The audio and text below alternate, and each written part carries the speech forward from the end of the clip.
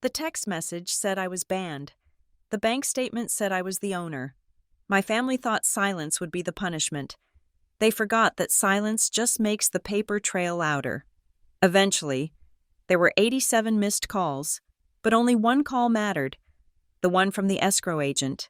My name is Sloan Mercer. I'm 28 years old, and I live in Ashford Ridge, a town tucked into the mountains where the scenery is beautiful and the cell service is decent, which is all that really matters for my job. I'm a risk analyst for Harborline Analytics. My entire career is built on a simple principle: identify the variable that can bring the whole system down and neutralize it. I analyze data streams, financial reports, and human behavior to find the weak link. I am, by all accounts, very good at my job. I had just never applied that skill set to my own family. The phone vibrated on the reclaimed wood of my coffee table. A single, sharp buzz. It lay next to my keys, and the light from the screen glinted off the metal. I didn't have to look. I knew the notification sound. It was the family group chat, a place of forced cheer and passive-aggressive potluck assignments. But this wasn't the group chat. This was a direct message. From my mother. I picked it up. The screen illuminated a single line of text, stark white against the dark background. "You're banned from Thanksgiving until you apologize, idiot." That was it. Not "let's talk," not "I'm upset," just the ban, and the insult, like a gavel coming down. No call, no explanation, just a judgment delivered via text message, as impersonal as a late payment notification. My gaze drifted from the phone to the bookshelf across the room. On the top shelf, framed in mismatched silver and wood, were the photos, the official record of the Mercer Pike clan. There we were, year after year, posed on my parents' front porch in matching Christmas sweaters, the year we all wore reindeer antlers, the year Mom insisted on plaid pajamas for the photo, even though it was 40 degrees outside and we were all sweating. Perfect smiles, arms slung around each other, a portrait of American familial bliss.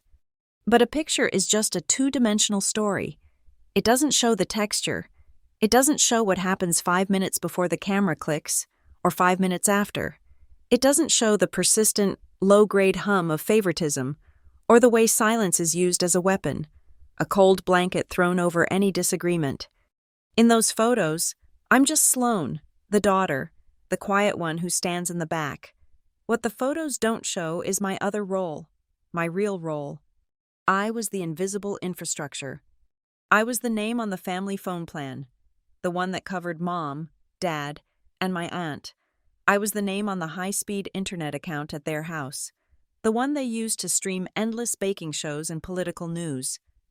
I was the name on the utility bill, because my credit score was high enough to waive the deposit 5 years ago, and it just never changed. Most significantly, I was the primary signer on the bridge loan. 2 years ago, when Dad needed spinal surgery, their insurance was a mess and the out-of-pocket was astronomical. They needed cash to cover the gap while they fought the provider. I, with my stable job at Harborline and my pristine debt-to-income ratio, was the only one who could get them that loan fast. It was supposed to be for 6 months. It was now year 2. My title wasn't daughter, it was safety net. It was a name no one ever said out loud, but everyone wore like a comfortable, broken-in shoe.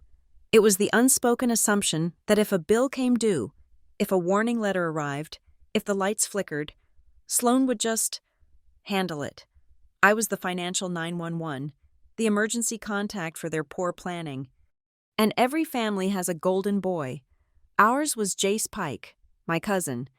Jace was a hurricane of charisma, cheap cologne, and fluctuating commission checks. He worked in medical sales, or solar, or whatever B2B scheme had a low barrier to entry and a high promise of return that month. He'd breeze into family gatherings, all teeth and backslaps, flashing a Salesman of the Month plaque he probably printed himself. He was always talking about the big deal that was about to close, the bonus he was about to get, the new car he was leasing. The family hung on his every word. He was ambitious. He was a go-getter. I was just stable. The truth, the data point they all chose to ignore, was that Jace was a financial black hole. He bled money. He borrowed from my parents. From his parents. Probably from loan sharks for all I knew.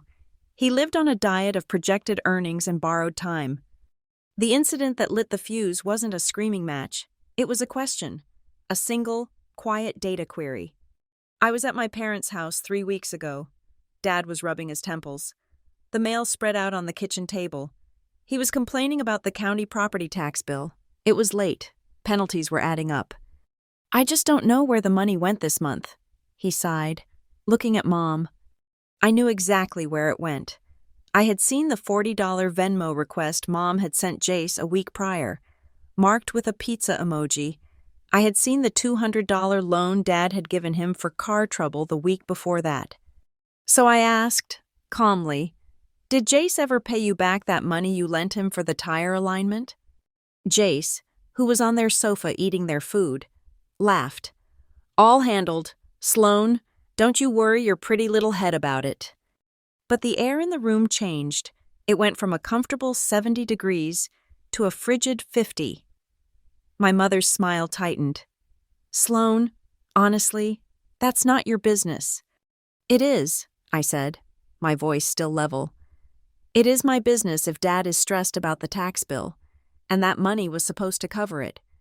From that day on, I was no longer stable. I was the budget cop. Aunt Corinne, Jace's mother, told me I was being negative and creating stress. Mom said I was embarrassing Jace, who was trying so hard. Then came the Thanksgiving planning. A new group chat appeared on my phone. Turkey Day 2023. I watched the messages scroll by. "Aunt Corinne, are you bringing the green bean casserole?" "Jace, you're on wine duty. Get the good stuff." Then, a headcount request from Mom. The list populated. Mom, Dad, Aunt Corinne, Uncle Mike, Jace and his flavor of the month girlfriend. My name was not on the list. I waited a beat, then I typed, "What time should I plan to be there, Mom?" The 3 little dots appeared under Jace's name. Not Mom's. Jace's. "Limited seating this year. Sloan, try Christmas if you behave." The silence that followed was a physical weight. No one corrected him. No one said, "Jace, don't be ridiculous. Of course Sloan is coming." My father, who loves my cranberry sauce, said nothing. My mother, who taught me to set a table, said nothing. Their silence was a ringing endorsement. I exited the chat and called my mother directly. My hands were perfectly steady. My heart felt like a cold stone in my chest. "Mom," I said, no preamble. "What is this about limited seating?" Her voice was tight, brittle, the voice she used when she was cornered. "Sloan, you put everyone in a very awkward position. You embarrassed Jace. You know how hard he's working, and you just attacked him." I asked a question, Mom. It was an inappropriate question, and now everyone feels uncomfortable. If you want to come to Thanksgiving, you need to apologize to Jace, properly, and you need to mean it. I hung up. Now, sitting in my quiet apartment, the phone dark in my hand, I look back at my keys on the table, the keys I used to lock my own door, and next to them, the little plastic sleeve. My key ring is a janitor's ring of responsibilities. My car, my apartment, and them. Tucked into that sleeve are the supplementary credit cards, the ones linked to my primary account, the one my paycheck deposits into. One is embossed with Robert Mercer, the other, Linda Mercer.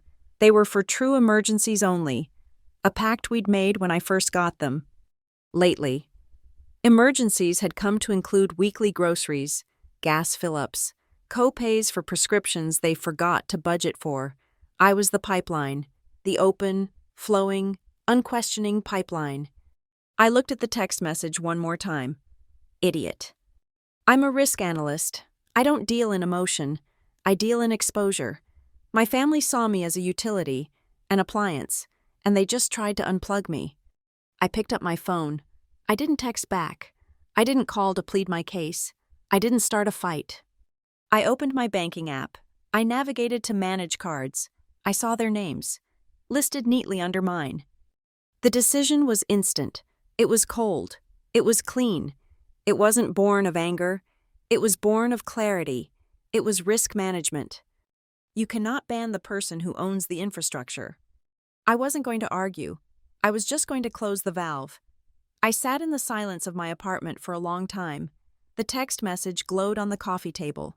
A tiny toxic beacon. Idiot. The first wave was emotion, a hot, sharp spike of humiliation and anger.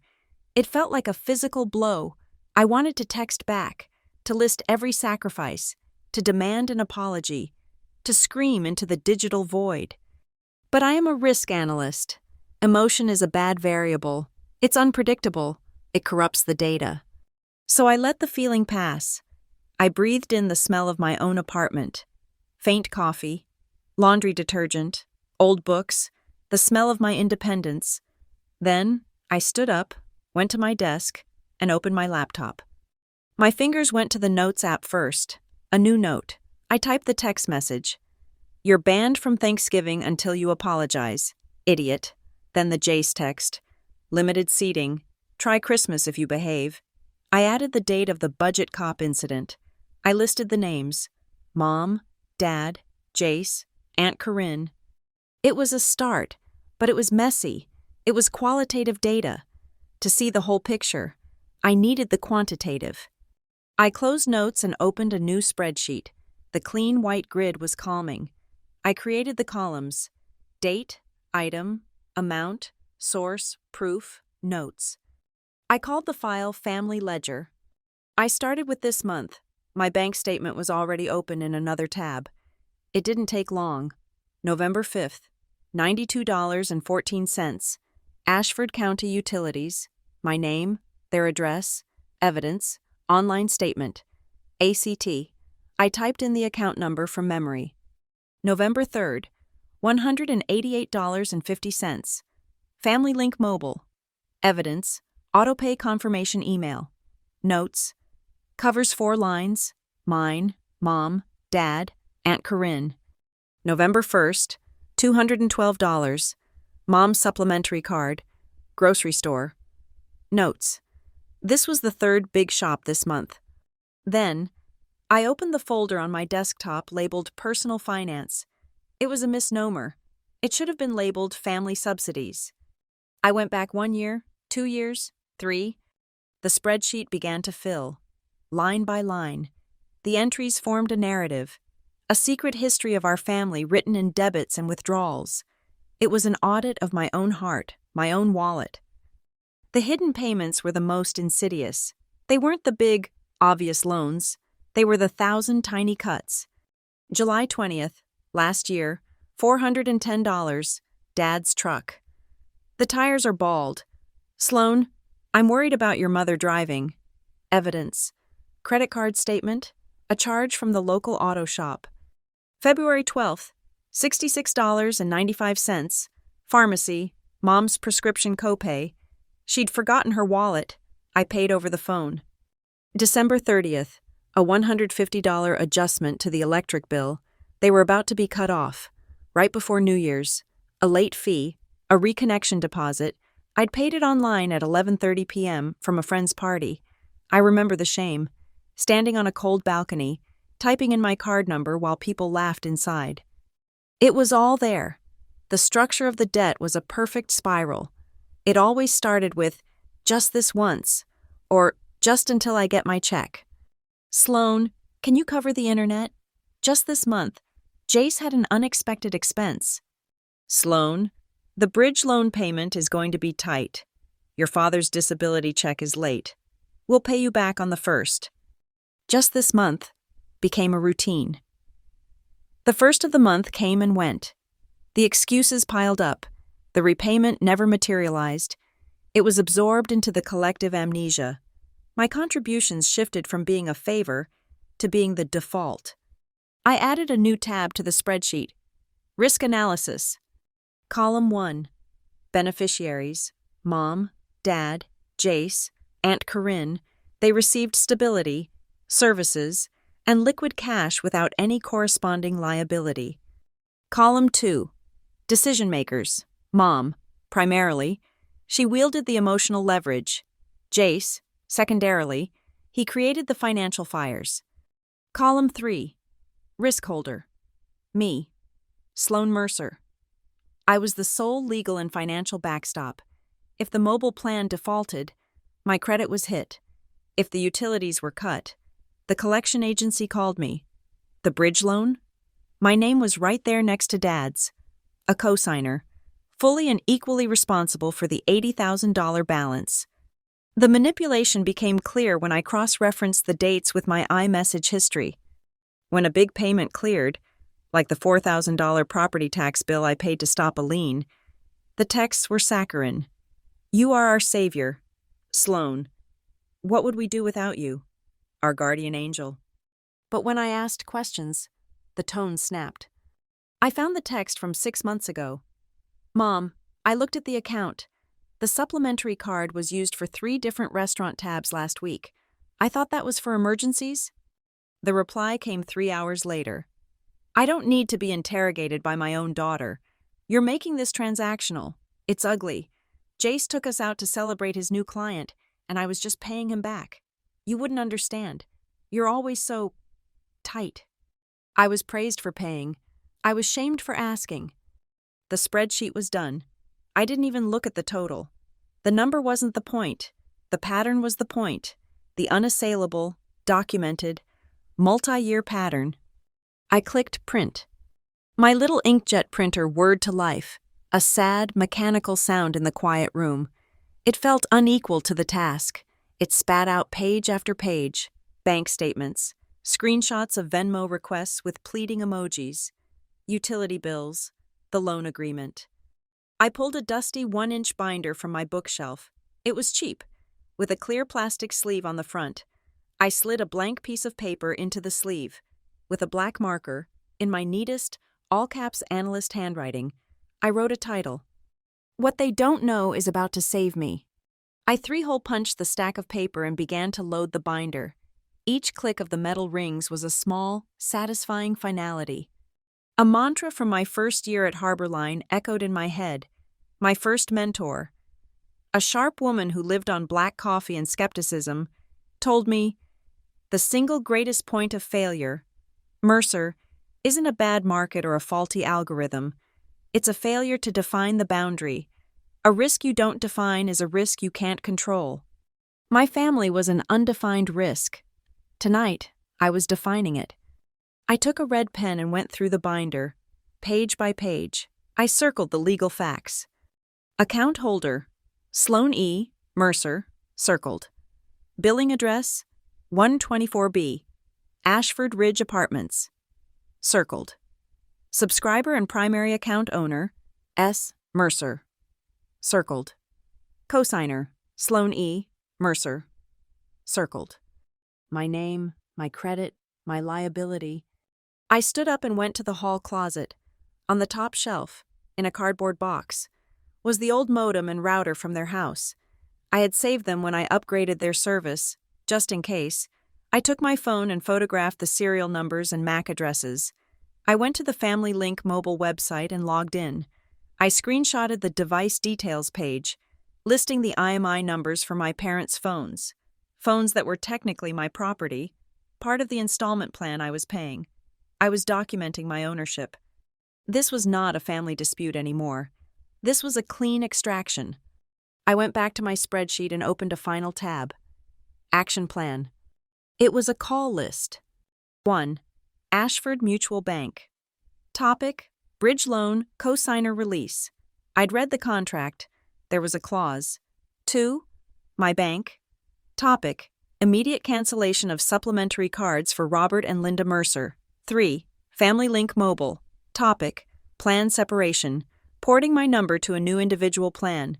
Discussing assumption of liability for the remaining 3 lines and associated device payments. 4. Ashford County Utilities. Topic: Account transfer of liability or disconnection. 5. Harborline ISP.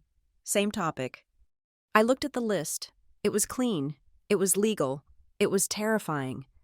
I could do this. I managed multi-million-dollar portfolios. This was just one very toxic, very personal portfolio. but I knew I shouldn't do it alone. Not because I was weak, but because I was smart. I needed a second opinion. Not a friend who would tell me I was so strong. Not a therapist who would ask me how I felt. I needed a strategist.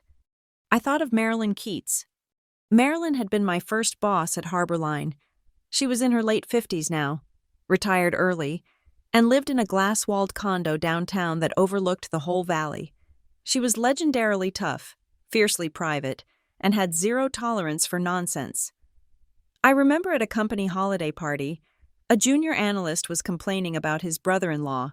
Marilyn, swirling her bourbon, had overheard and said, "The most expensive thing you will ever own is a dysfunctional family's expectations. Sell your shares." She had gotten out of something, I never knew what, but she had the hard-won peace of someone who had cut a cord and survived. I picked up my phone. I opened a new text message. "Marilyn, it's Sloan Mercer. I hope you're well. I know this is out of the blue, but I was wondering if you might be free for a coffee tomorrow morning. I have a personal risk portfolio I'd like a second opinion on. I could use your expertise." I hit send. I closed the laptop and placed my hand on the cheap plastic cover of the binder. It was warm from the printer. It was the heaviest thing I owned. The audit was complete. Tomorrow. The execution would begin. Marilyn's response came at 5:03 a.m. "My office? 7. I'll have coffee." Her office was a corner table at the Gilded Bean, a cafe downtown that smelled of dark roast and old money. She was already there when I arrived at 6:50. Nursing a black coffee in a ceramic mug, she wore a crisp ironed shirt and looked like she'd already run a marathon. I placed the binder on the table between us. I didn't say good morning. I just said, "Thank you for seeing me." "Portfolio," she said, nodding at the binder. She opened it. I had expected her to be shocked, to offer sympathy. Marilyn was not shocked. She didn't offer sympathy.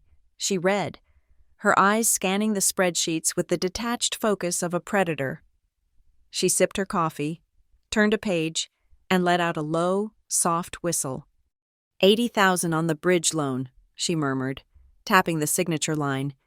"And you're co-signed, not just a guarantor." "Yes," I said. "Sloan, this isn't a portfolio," she said, finally looking up. Her eyes were sharp. "This is a hostile takeover, and you're the asset being liquidated. You've done the audit. Good. Now, the extraction." She leaned back. "You're thinking of cutting the small stuff first. The phone, the cards. That's emotional. You have to do this a-emotionally. You're a risk analyst. So, we de-risk in order of financial exposure." She pointed to the binder. "First, the asset, that $80,000 bridge loan. It's the only thing here that can bankrupt you. Second, the utilities and internet. They're in your name, which means you have the power to transfer or disconnect. Third, the phone. That's a contractual obligation you need to sever. Last you cut the cards." "Why last?" I asked. "Because they are the smallest, fastest bleeding wound. They are also the quietest. They will just stop working. A declined transaction. The rest will generate noise. Notifications, letters, calls. You want to handle the high-consequence items while you still have the element of surprise. Go now. Go in this order. Get confirmation numbers. Get transcripts. Do not answer their calls until your timeline is complete. This is a controlled demolition. Sloan, not a brawl." I left the cafe with the binder under my arm and a cold, clear purpose. The Gilded Bean was 2 blocks from my bank. I walked. I sat down with a personal banker, a nice woman named Brenda, who looked at me with kind, professional eyes. I did not present as a daughter in distress. I presented as Sloan Mercer, risk analyst. "I need to cancel all automatic payments from my checking account, effective immediately," I said, sliding her a printed list from my binder. "All of these." She looked at the list: Ashford County Utilities, Harbor Line ISP, Family Link Mobile. "Okay," she said slowly. "Some of these look like they're scheduled to come out in the next few days." "Oh, that's correct. I need them stopped." "There may be a fee," she cautioned. I'll pay it. She typed for several minutes. All right, the auto pays have been removed. Your confirmation number for this action is 9013 Alpha. I wrote the number down in a notebook, dated it, and had her initial it. Thank you. Now, I need to remove 2 supplementary card holders from my primary credit account. This was easier. She didn't even have to ask why. She spun the monitor around. Robert Mercer and Linda Mercer? Yes. And you want them fully removed, or just a temporary freeze? Permanently removed. I want the cards deactivated. She clicked a few boxes. Done. The cards are now inactive. They will not work. You'll get an email confirmation. As I stood to leave, she said, "Have a nice day." It felt like a blessing. I stepped outside the bank and the email was already there. Confirmation. Your authorized users have been updated. I saved the email as a PDF and uploaded it to a new, encrypted folder. Step 1. Complete. I walked back to my apartment. I did not want to make the next calls in public. I sat at my desk, put my phone on speaker, and opened my laptop. I had a text-to-speech app running that would transcribe the call. Ashford Ridge was in a one-party consent state. My consent was given. I dialed Family Link Mobile. Thank you for calling Family Link. How can I, Agent, I said, cutting through the script. After 10 minutes of hold music, a human voice came on. This is Kevin. How can I help? Hello, Kevin. My name is Sloan Mercer. Account number. I read it off. I am the primary account holder. I need to make some changes. First, I need to separate my personal line. I gave him my number. From the other 3 lines on the account. Okay, ma'am. We call that an assumption of liability. Are the other users prepared to take over the account? I'm not sure, I said honestly, but I am no longer willing to be the primary. I want to move my number, and only my number, to a new individual plan, a prepaid plan. This was the crucial part. My number was tied to everything, my bank, my work, my 2-factor authentications. Losing it was not an option. He said, the sound of typing. Yes, we can do that. It will take a moment to split the line. Now, regarding the other 3 lines and their device payments, what about them? Well, you are currently liable for the remaining device payments on all 3 handsets, totaling $1,120. I had anticipated this. Kevin, I am willing to pay my own device balance, which is 0. As I own my phone, I am not willing to pay the balances for the other lines. I will be surrendering them back to Family Link's financial responsibility, and you can pursue the users of those lines for the costs. Ma'am, the contract. Kevin, the contract is with me, and I am terminating my part of it. I will pay any early termination fee, but I am not paying for their phones. You can either transfer the plan, or I can port my number to a competitor, and you can deal with the default on the entire account. Which is it? More typing. A sigh. Okay, okay. I can create a new prepaid account for your line. The other 3 lines will be suspended within 48 hours, pending the users either assuming liability or returning the devices. Is that acceptable? That is acceptable. Please give me the confirmation number for the port out. I got the number. I got his employee ID. By the time I hung up, my phone buzzed. A text from Family Link, welcoming me to my new, more expensive, beautifully solitary prepaid plan. I saved the call transcript and the audio file. Next, utilities and internet. I logged into both accounts. I was the owner. I went to billing settings. I clicked Disable Paperless Billing. I went to Mailing Address. I changed the address from my parents' house to my own PO box. Let the paper trail begin. I then logged out and called both companies as a new customer. I scheduled a disconnection of service for my parents' address. Effective 3 days from now, the day before Thanksgiving, I gave my P.O. box as the forwarding address for the final bill. Now for the letters. I opened a word processor. I kept it polite, neutral, and ironclad. To whom it may concern at Ashford County Utilities and Harborline ISP. This letter is to formally confirm my communication on. I put the date. That I, Sloan Mercer, am terminating all legal and financial responsibility for services at the address. I listed it. All future billing, service inquiries, and liabilities are to be directed to the residents at that address or the property owner. My account is to be closed, and a final bill sent to the address on file. I printed 2 copies, put them in stamped envelopes, and walked down to the post office. I sent them certified mail. Return receipt requested. The binder was getting thicker. The last piece was the big one, the bridge loan. I pulled out the original contract I'd saved. I read the clause Marilyn had pointed to. Clause 11B. Termination of co-signer guarantee. I could petition to be removed if the primary borrower, my father, could prove independent financial stability, or if the loan's initial term, which was 18 months, had matured. It had matured 6 months ago. We were in month 24 of a loan I'd been told was for 6 months. I drafted the letter to Ashford Mutual Bank. I cited Clause 11B. I formally requested my immediate removal as co-signer, as the loan term had matured and was now on a month-to-month basis. I attached a copy of the original agreement with the clause highlighted. I sent this one certified mail as well. I came home. The sun was setting. My apartment was quiet. I felt exhausted, but not weak. I felt clean. I performed the final digital sweep. I went to Amazon, logged into the household account my mom had set up, and went to manage your wallet. My card was listed as the primary. I deleted it. I did the same for the shared streaming service. I logged into all my personal accounts, bank, email, retirement fund.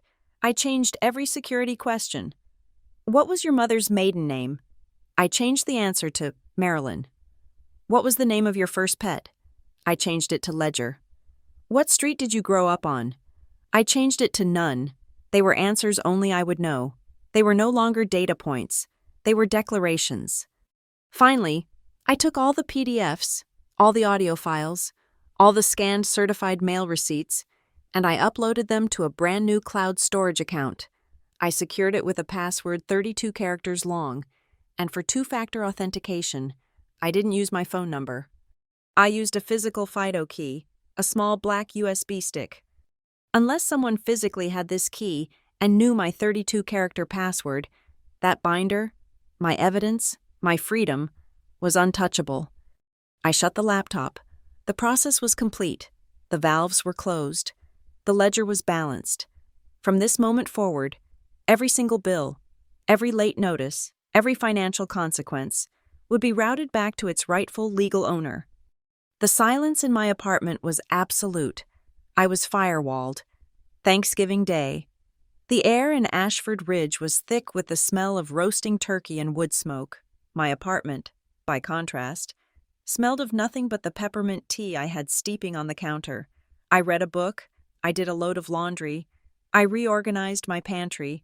I did not look at my phone for the first few hours.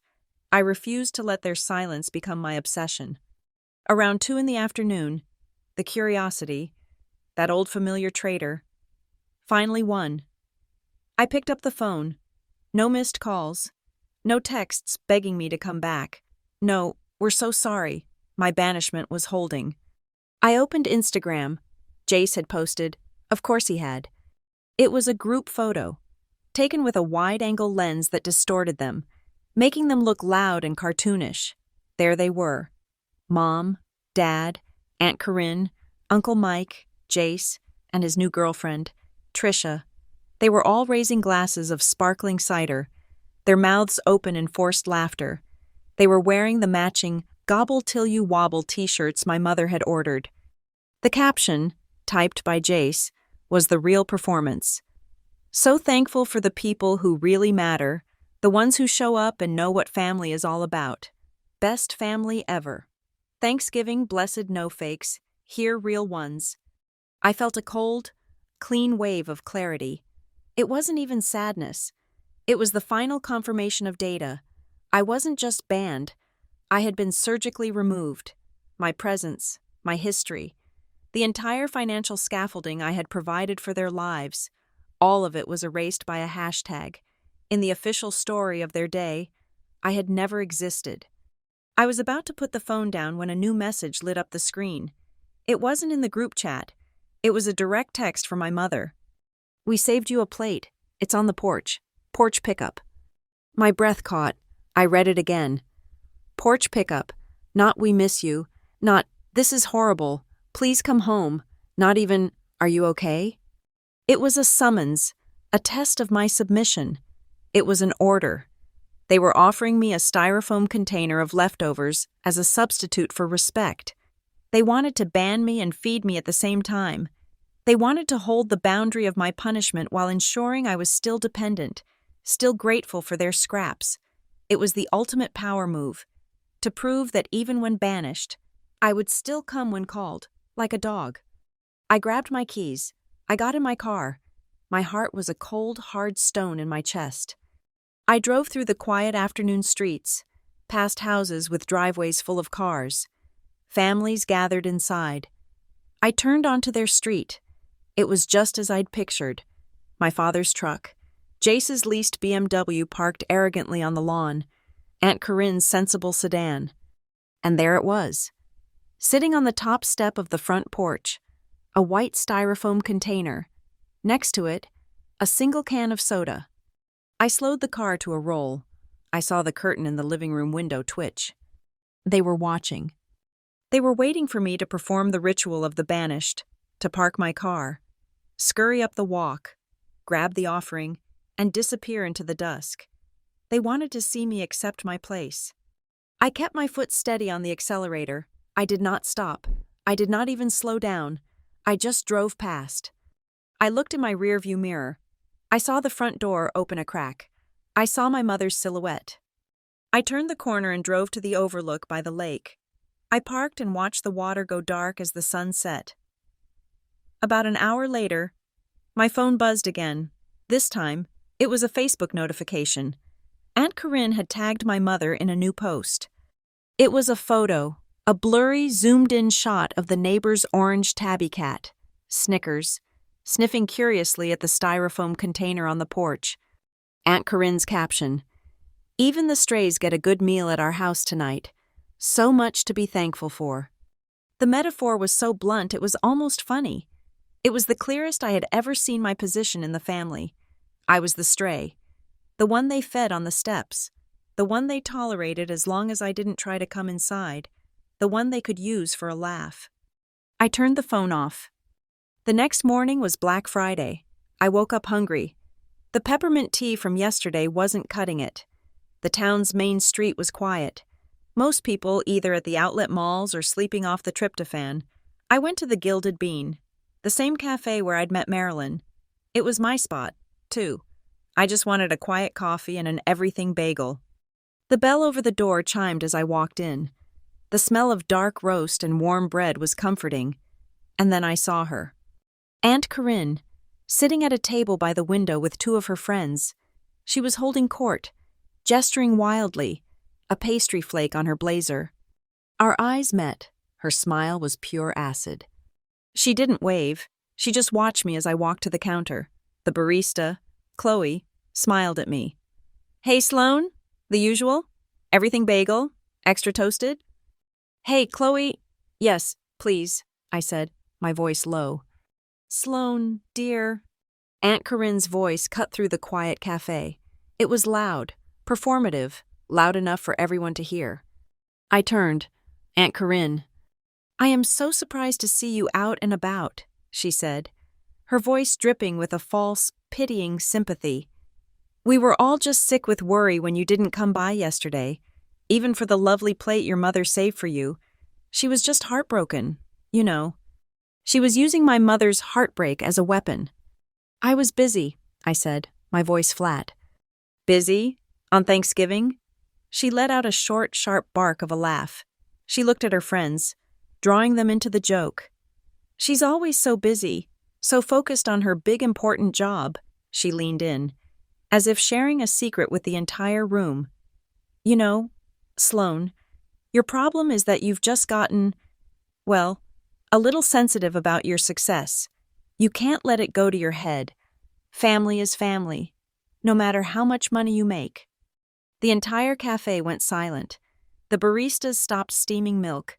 An old man lowered his newspaper. This was the narrative they had agreed on. I was not the budget cop anymore. I was the arrogant, successful daughter who was too good for her simple family. I was being publicly shamed, cast as the villain in our small town. I looked at her. I looked at the bagel Chloe was holding, half sliced. I looked at the faces of my neighbors, all watching this little drama unfold. I could fight. I could scream. I could list her son's debts. I could defend myself. But I remembered Marilyn's advice. This was not a brawl. So I did nothing. I gave her no data.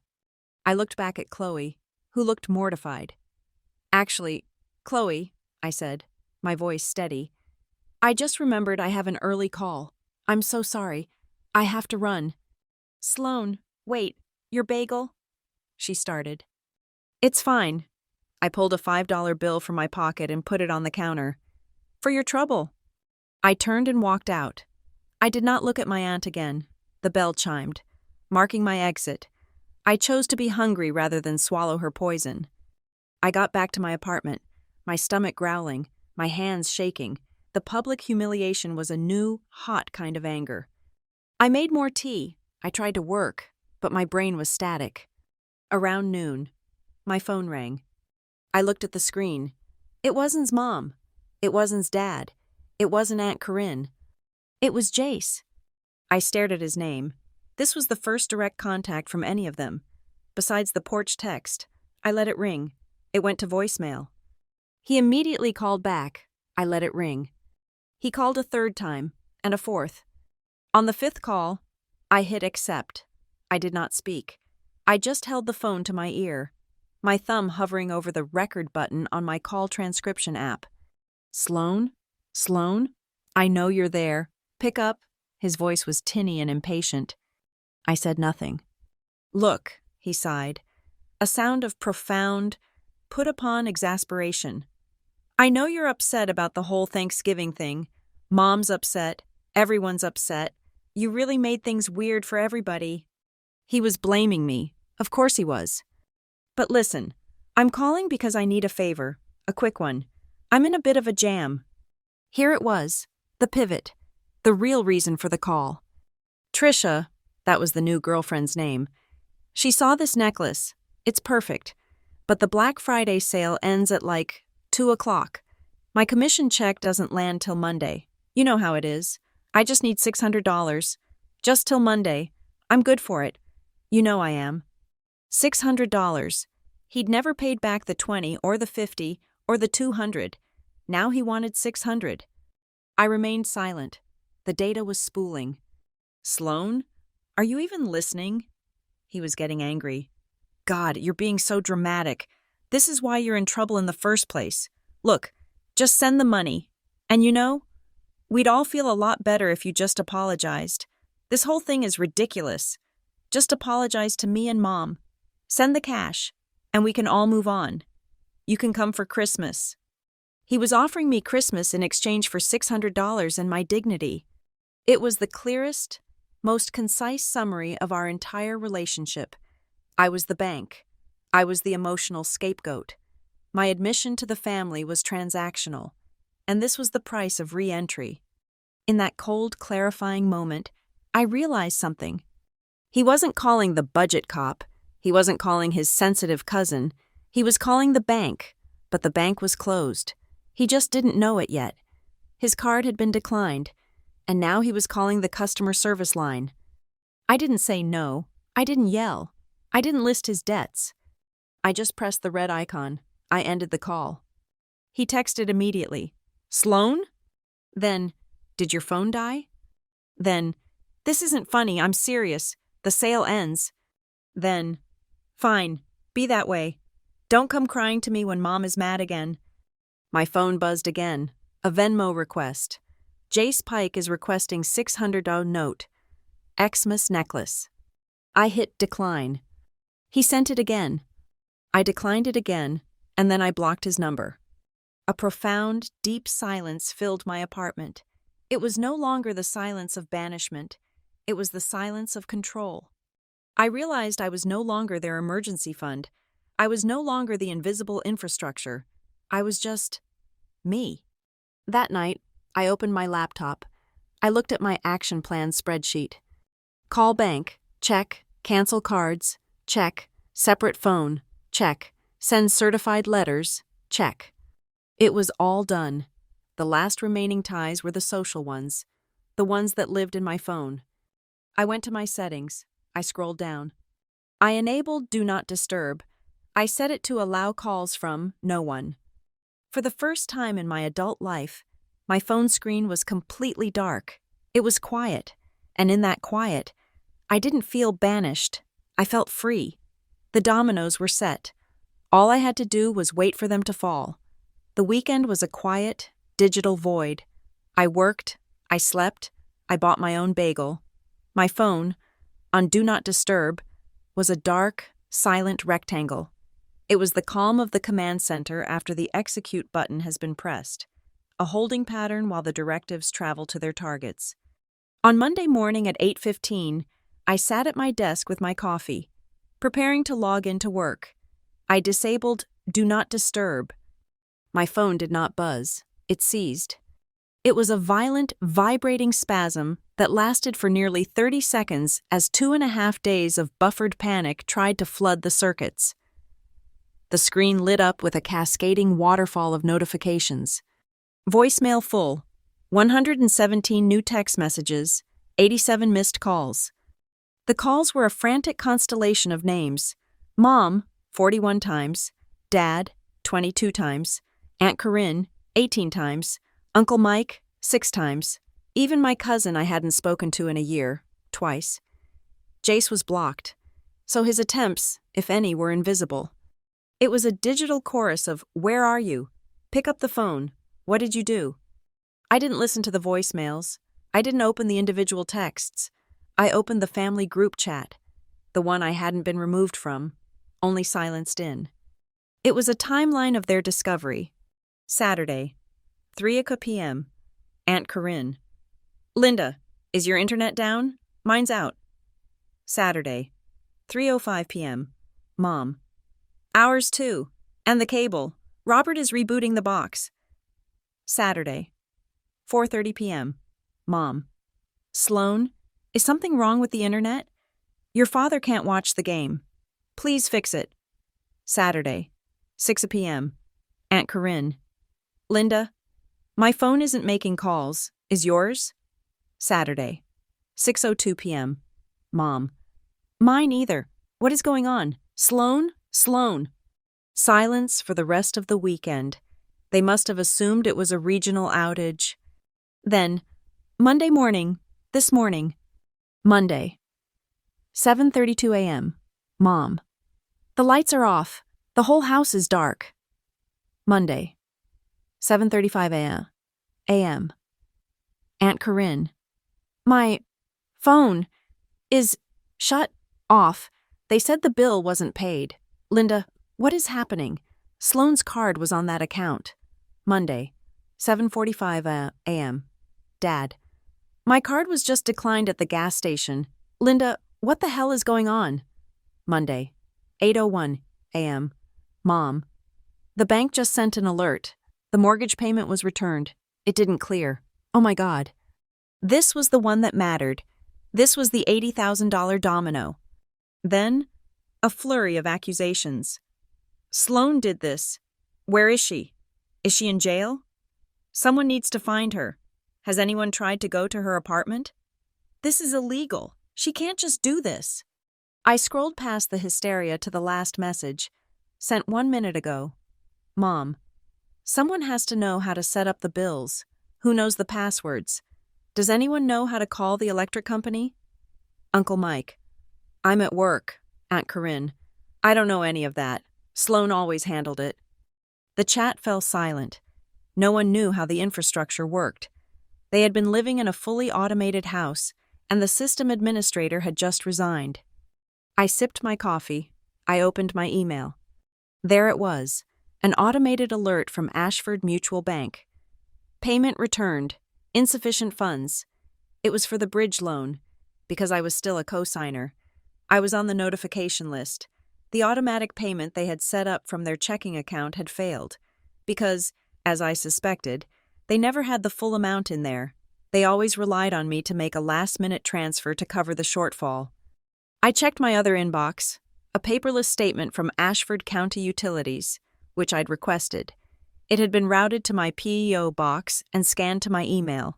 It showed the current balance, and it showed a past due amount from 60 days prior, a technical adjustment of $320 that I had quietly paid 2 months ago to stop a shutoff. They had never even known about it. The system had just been fixed by me. I decided to check social media. The best family ever posts had stopped.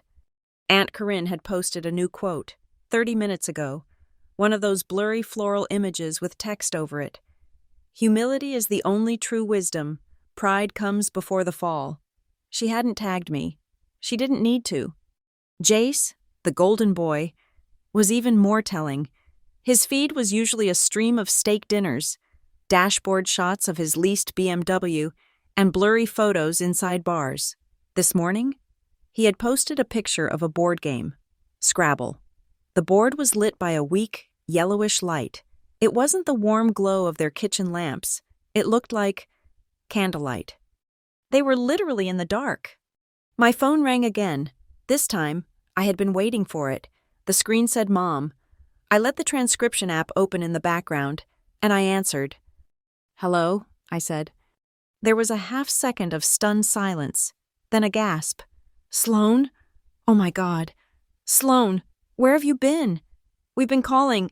The lights are off. Sloan, your father's card isn't working. The bank said the mortgage didn't clear. Her voice was not the angry, brittle voice from the text message. The idiot was gone. The authority was gone. This was a thin, ragged, terrified voice. It was the voice of someone whose safety net had just evaporated. Yes, I said. I know. What do you mean, you know? What did you do? This is a nightmare. You've ruined us. Your father is... I'm on my way to work.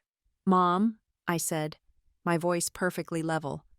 I have about 30 minutes. I can stop by, but not with everyone, not with Aunt Corinne, not with Jace. What? Just you and Dad, in the kitchen. I'll be there in 10 minutes. I hung up. I didn't give her time to argue or summon the troops. I picked up the binder. It felt solid, heavy. It was my script. I drove to their house. The street was quiet. There were no cars in the driveway except my parents, too.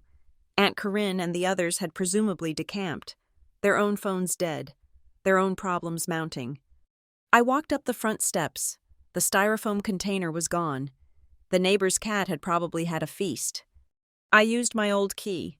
The lock clicked open. The house was cold and dark.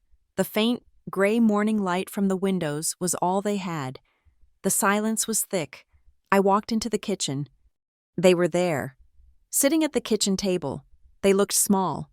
My father was in his old bathrobe, unshaven, staring at his hands. My mother was still in her clothes from yesterday, her hair a mess, her face pale. The kitchen smelled of old, cold coffee and fear. I stood on the other side of the table. The linoleum was cold under my feet. The slanted morning light cut across the table, illuminating the thousands of tiny scratches in the cheap wood veneer. This table was the epicenter of our family's entire financial history. Every bill had been opened here. Every lie had been told here. I placed the binder on the table. The sound of the plastic hitting the wood was loud in the silence. My mother stared at it. What? What is that? Sloan, you have to fix this. You have to call the bank. You have to turn the lights on. This is crazy. My father didn't look up. He just whispered, his voice hoarse. I thought Jace was helping with the payments. My blood went cold. That was it. That was the lie they had all agreed on. The golden boy was helping. He's not, I said. He told us he was, my mother cried. He said he was handling the shortfalls. He said his new bonus was... He lied, I said. He wasn't helping. For 3 years. I opened the binder. I didn't open it to the phone bills. I didn't open it to the grocery receipts. I opened it to the tab labeled Bridge Loan. You thought Jace was helping? I pushed the binder across the scratched veneer. Here.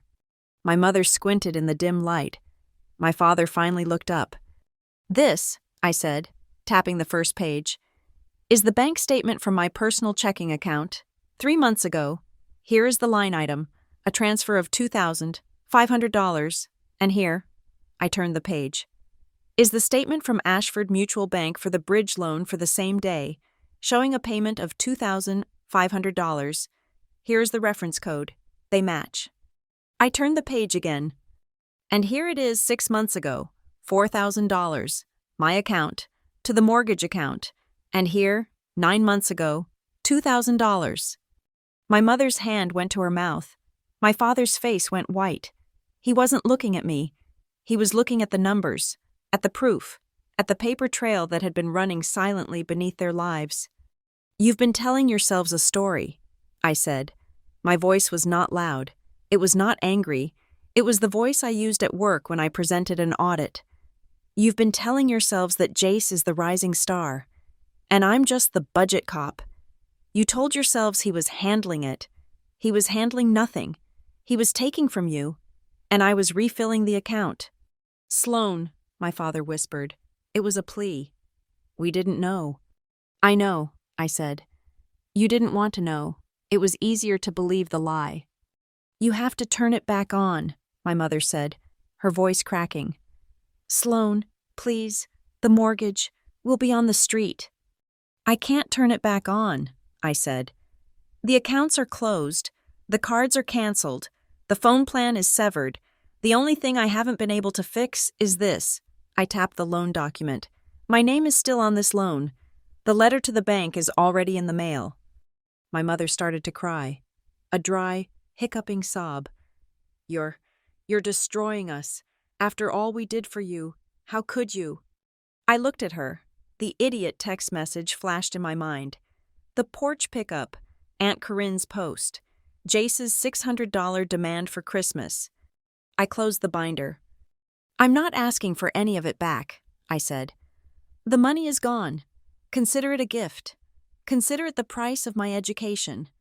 I pushed the binder gently toward my father. I'm not destroying you.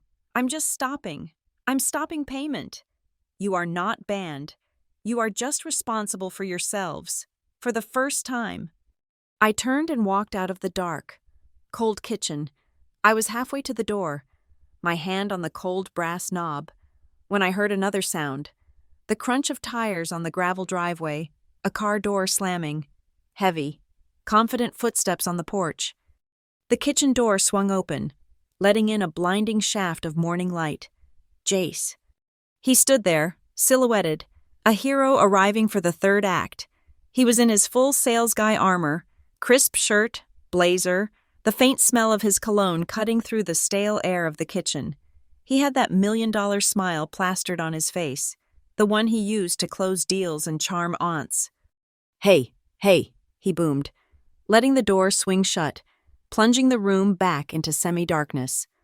Mom said the power was out? What's going... His voice died. His eyes adjusted. He saw me. He saw my parents, pale and silent at the table. And then his gaze landed on the binder. The smile didn't just fade. It evaporated. It left his face, leaving behind something naked and pinched. He knew, instinctively, that he was looking at a ledger. He knew, because he was the biggest liability on it. Sloan, he said, and his voice was suddenly flat. What are you doing here? I thought you were... banned. She's showing us... My father started, his voice a dry rasp. She's showing us what she's done, my mother cut in, her voice trembling with a new kind of anger, the anger of the exposed. What I've done? I asked, turning back from the door. No, I brought the data. You three provided the behavior. I walked back to the table. Jace stood his ground. trying to reclaim his authority. "Look, Sloan, I told you. This is all just a big misunderstanding. You're emotional. You're taking things too personally." "You're right. Jace, it's not personal. It's financial." I reached into my bag. I pulled out a clear, zip-top plastic bag. Inside it was a stack of paper. I kept the binder for them. This is for you." I slid the bag across the table. It stopped right in front of him. He looked inside. It was screenshots, dozens of them, page after page of iMessage and Venmo conversations. I had highlighted them in yellow. "May 10th, I said, my voice as calm as a courtroom clerk's. "Jace Pike. Sloan, help me. My rent check is going to bounce. Just need $200 till Friday." Friday came. No payment. "August 22nd. Sloan, I swear. My car insurance lapsed. I can't drive for work. I just need $150. I'll pay you back with my commission." The commission never came. October 4th. "Just cover Dad's copay. I'll get him back later." You never did. Black Friday. $600 for a necklace, in exchange for letting me, maybe, come to Christmas. Jace's face was white. He wouldn't touch the bag. It was like a piece of hazardous material. "This isn't a betrayal. Jace," I said, "a betrayal is a single event. This is a pattern of behavior. This is a behavioral risk model, and the data is conclusive. You don't borrow, you take, and you use them." I nodded at my parents, as emotional leverage to make me pay for it. He sputtered. "You can't just leave them like this. They're your parents. The power is off." "I am not leaving them," I said. "I am leaving like an adult, which is something you've never had to do." My father had picked up the binder Jace had ignored. He was turning the pages, past the mortgage, past the loan documents. He had reached the final page, the one I hadn't wanted him to see, but knew he must. It was the grand total, a simple, brutal number at the bottom of the spreadsheet. The sum of the last 3 years of just this once. His eyes filled with tears. They weren't angry tears. They were the wet, hot tears of a profound, bottomless shame. He made a small sound, a choke, and closed the binder. He couldn't look at it. He couldn't look at me. My mother, her hands shaking, had snatched up a different section. The utility bills, the phone plan. 4 lines, she whispered, staring at the Family Link statement. "You were paying for Corinne?" "Yes," I said. "And the internet? And the technical adjustment? What is this $300 charge?" "That," I said, "was the fee and deposit from 2 months ago when the electric company was scheduled to turn you off for non-payment. I paid it before you ever got the notice." She dropped the papers. Her hands were shaking too badly to hold them. The lie she had told herself, that I was just helping a little, that Jace was the real provider, had just been eviscerated by a stack of paper in the dim, cold kitchen. Jace saw he was losing. He pivoted. "So what? So you paid. That's what family does. You pay. You help. You don't hold it over their heads. You don't audit them." "He's right, Sloan," my mother whispered, grabbing this new lifeline. This is ugly, to keep track." "Is it?" I asked. "I think it's ugly to call your daughter an idiot and ban her from Thanksgiving. I think it's ugly to offer her scraps on the porch. I think it's ugly to demand $600 from her as the price for behaving. And I think it's ugliest of all to believe a lie because the truth makes you feel ashamed." I unzipped my bag again. I pulled out a single, folded piece of paper. I placed it on the table, away from the binder, away from the bag of screenshots. "I am not leaving them with nothing," I said, looking at Jace. I pushed the paper toward my father. He unfolded it. "That," I said, "is a map. It's a list of every account that was in my name, the account numbers, the customer service hotlines, and a step-by-step guide on how to set up online access and automatic payments from your own bank account. I've also included the number for a local credit counselor. They're very good. I suggested them last year." My father stared at the paper. It was a lifeline, a different kind, not a handout, but a set of instructions. "The lights are off," I said, "because the bill is past due. The phones are off because the plan was in my name. The internet is off because the service was disconnected.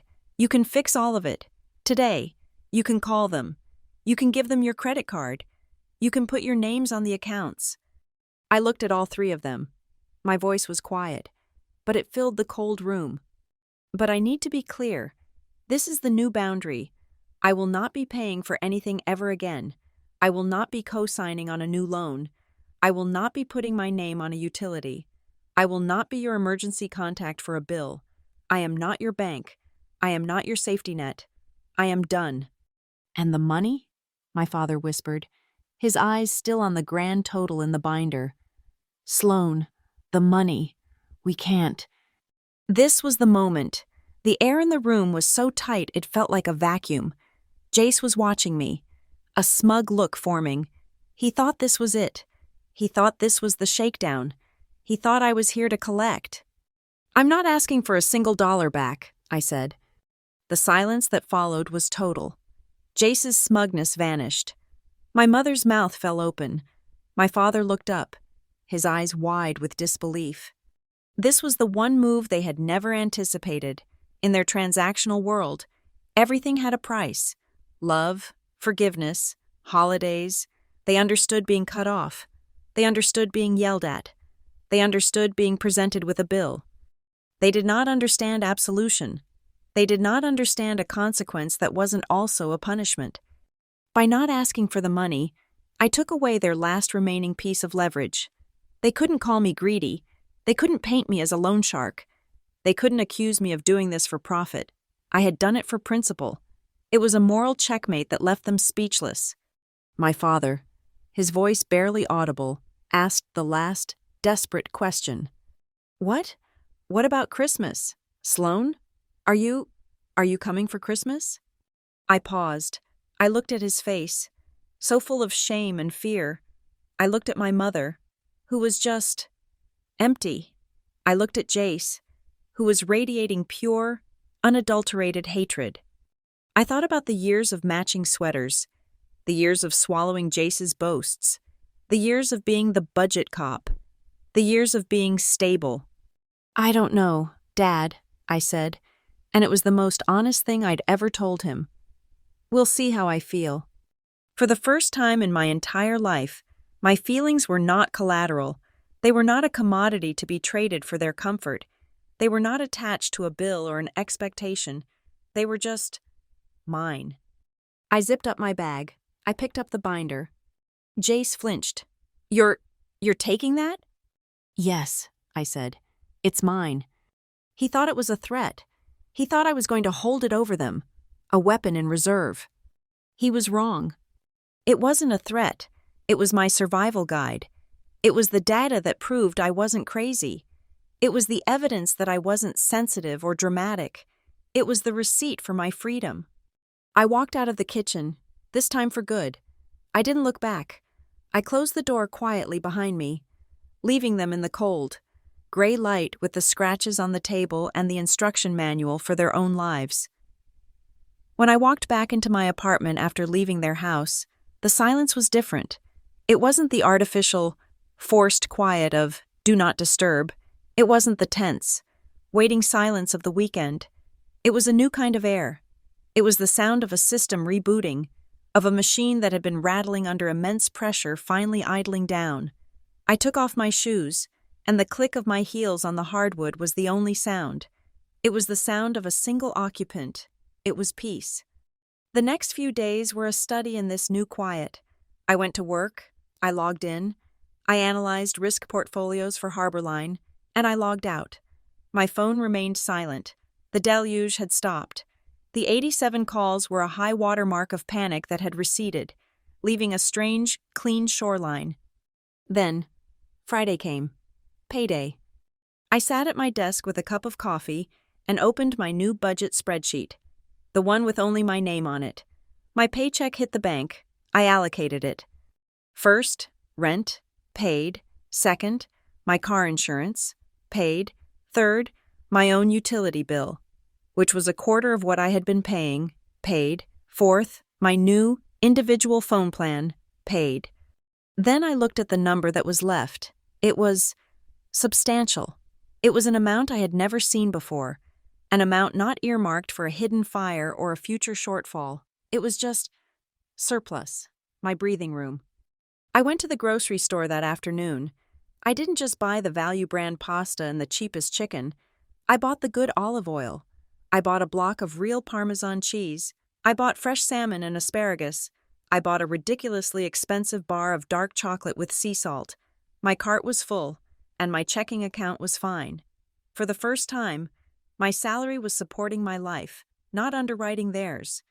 I was unpacking my groceries, putting the salmon in the fridge, when my phone buzzed, a single, solitary text from Mom.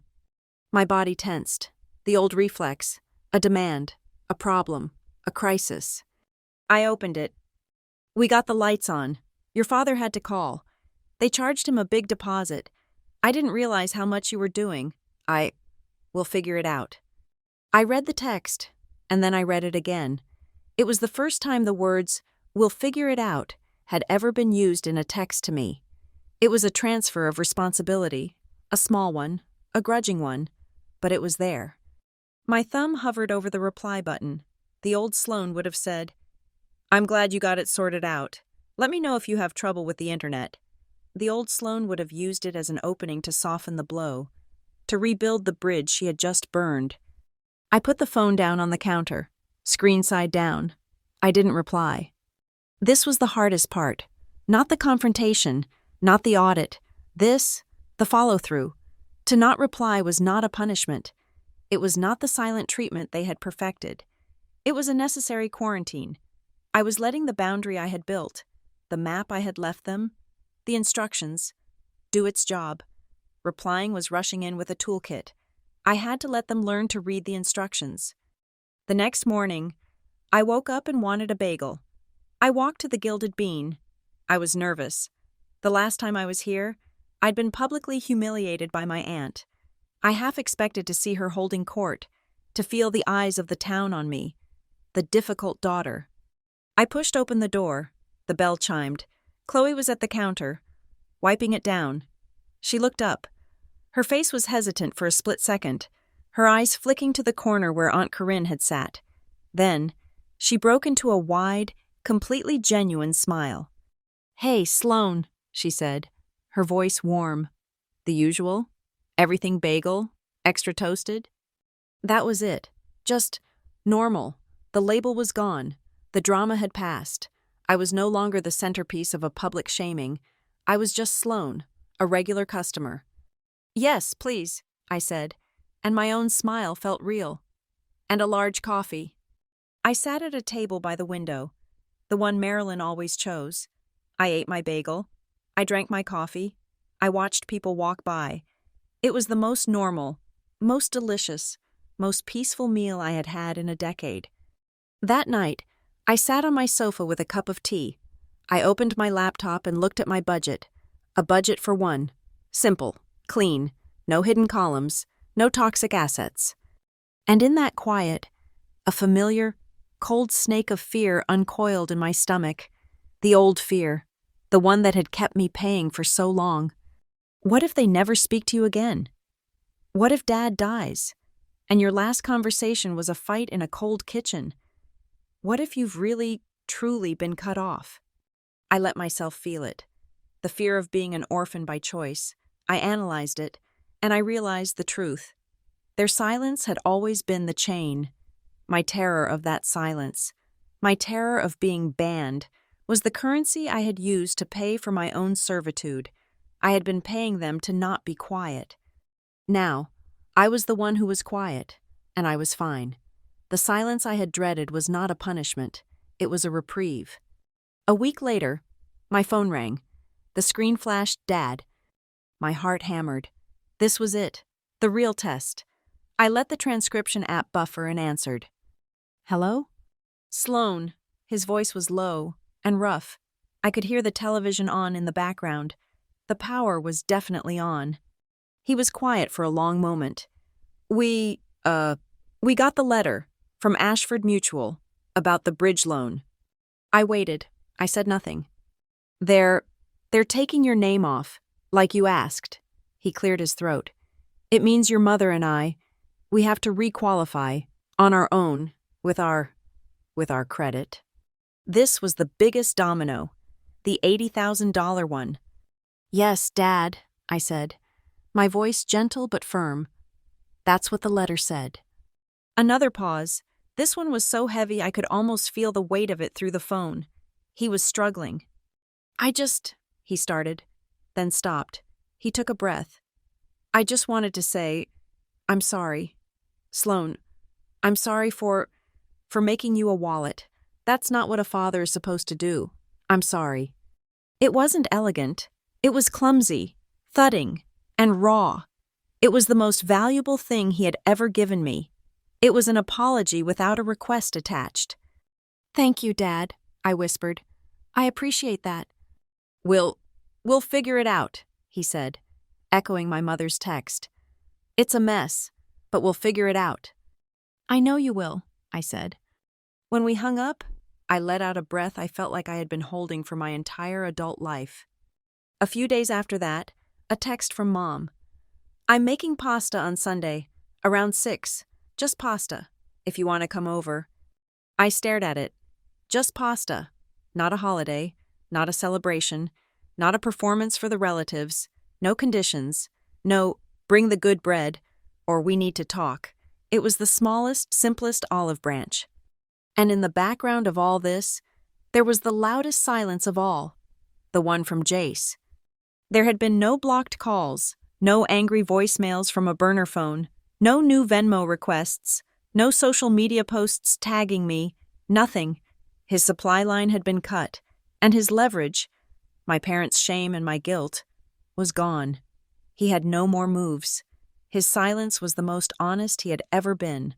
That evening, I got home from work. I looked at the binder. It was still on my desk. A stark, functional object. It wasn't a weapon anymore. It wasn't a threat. It was just a record. It was the file on a project that had been successfully, painfully, completed. I picked it up. I walked over to my bookshelf. I slid it onto the shelf, right between my college economics textbook and a novel I loved. It was no longer an artifact of war. It was my diploma. I looked around my quiet, calm apartment. The air was fresh. I knew this wasn't over. A boundary like this isn't a stone wall you build once. It's a fence. It's soft, but it's firm. It needs to be checked. It needs to be maintained. I made a promise to myself that I would. My peace was worth the upkeep. The pasta dinner was quiet. It was an exercise in tension, a test of the new reality. My mother served the food. My father poured the wine, and I sat at the scratched kitchen table. A guest in the house I had financially supported for years. The lights were on. The heat was running. They had clearly followed the map. We talked about the weather. We talked about my work. We did not, for 1 second, talk about the binder. Before I left, my father walked me to the door. The bank, he started, his voice low. The bank needs a lot of paperwork. For the requalification, it's a lot. I'm sure it is, I said, neutral. I'm glad you came, Sloan. Me too, Dad. It was a start, but the real consequences, the true, systemic aftershocks of my audit, were still rattling through the ecosystem. The financial thriller was just getting started. The first major tremor landed in my inbox 3 days later.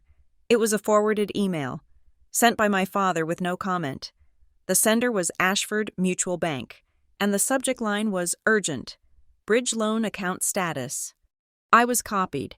As I was still technically a co-signer in the 30-day grace period, the email was a masterpiece of cold corporate legalese. Dear Mr. and Mrs. Mercer, following the legal petition submitted by co-signer Ms. Sloan E. Mercer under Clause 11B of your agreement, her name and all associated financial liability are scheduled for removal. This action has triggered a mandatory review of your loan. We require a complete and updated financial profile for all primary borrowers to requalify for the outstanding balance of $82,000 $155. This documentation is due within 30 business days, or we will be forced to call the loan due in full. It was the bank's polite, ironclad way of saying, "Prove you can pay for this, or we take the house." I didn't reply to my father.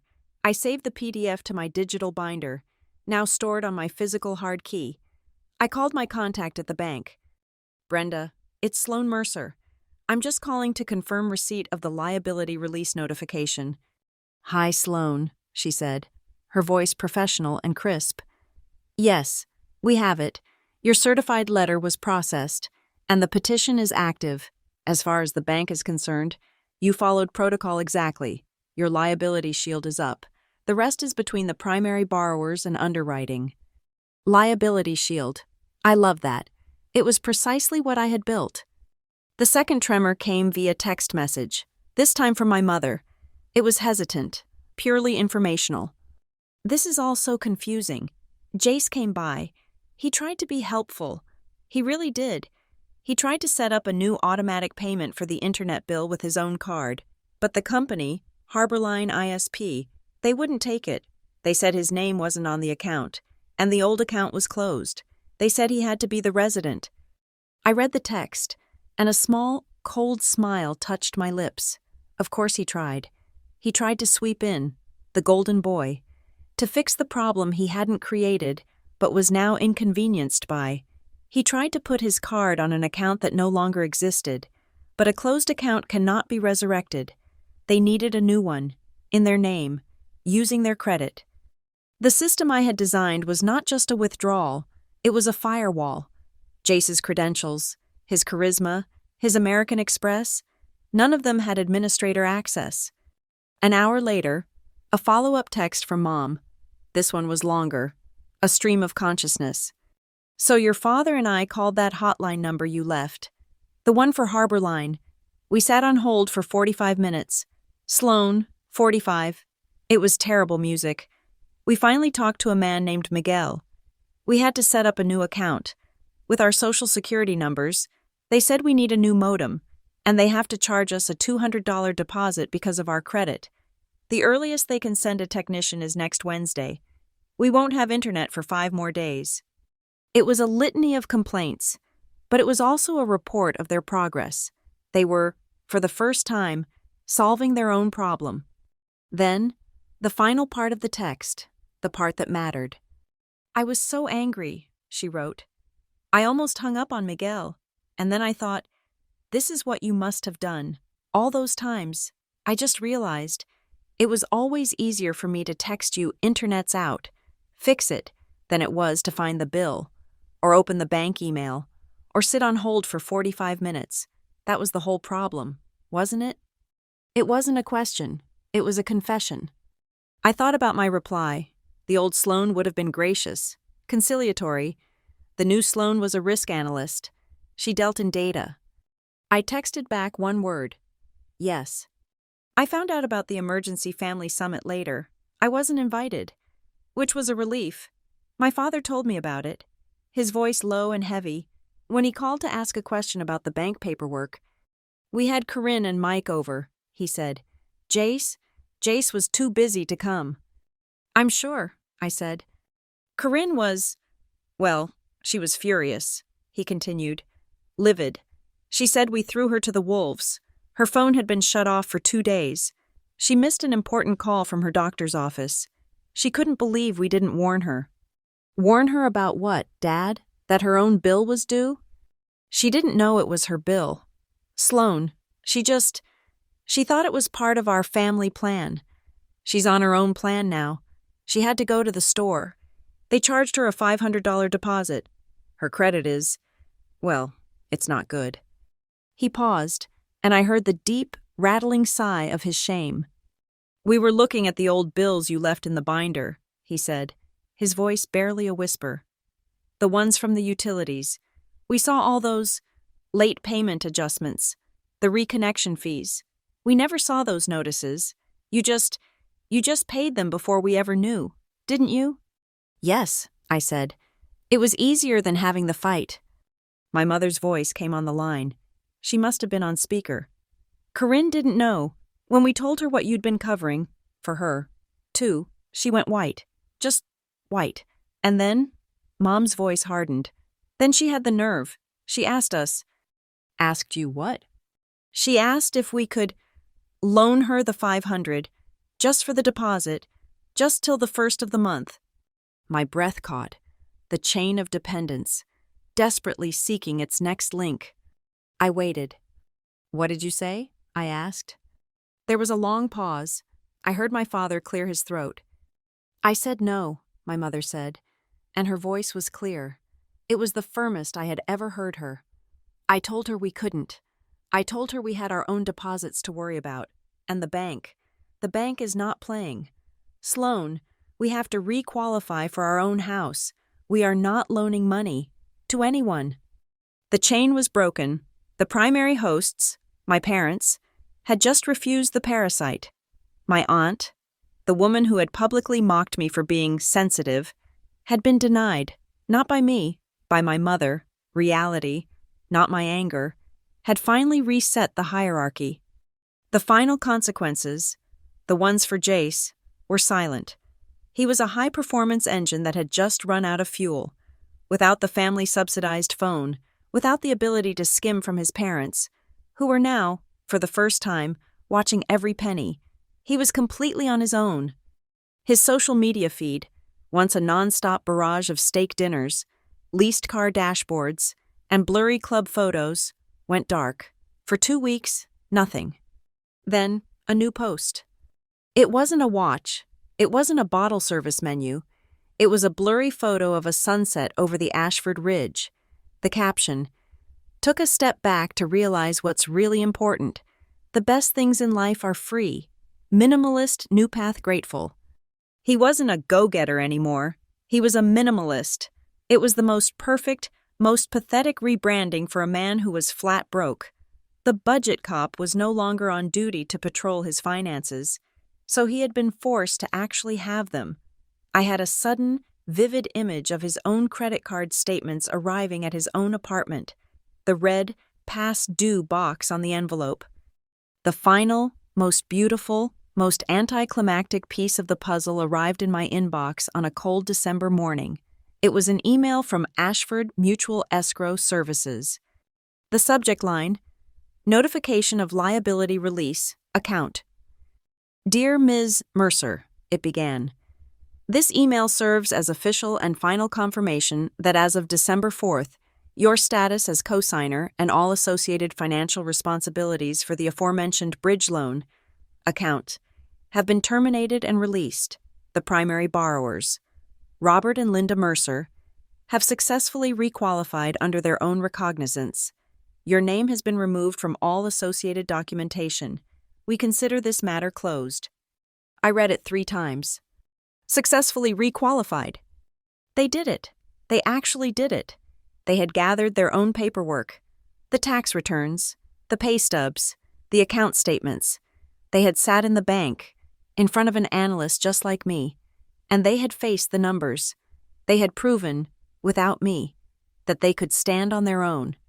The idiot text, the porch pickup, the banishment, it had all been the desperate, panicked flailing of 2 people who were terrified of exactly this, terrified of having to be adults. And now they were. I printed the email, I walked to the bookshelf, took down the binder, and slid the letter into the very last plastic sleeve. It was the final page. The legal, binding, full stop. I logged into my bank. I did one last search. There was one, tiny, forgotten thread. A simple, zero-balance savings account I had linked to their checking account years ago. "For true emergencies," I had said. It was the digital backdoor, the secret pipeline I had even forgotten I'd built. It was a temptation, a way for me to slip $50 in, just to help. I clicked Manage Account. I clicked Close Account. A box popped up. "Are you sure? This action is permanent and cannot be undone." "Yes," I whispered to the screen. I clicked. The pipeline was dry. That night, I opened my personal notebook. Not the binder, just my journal. I wrote down the date.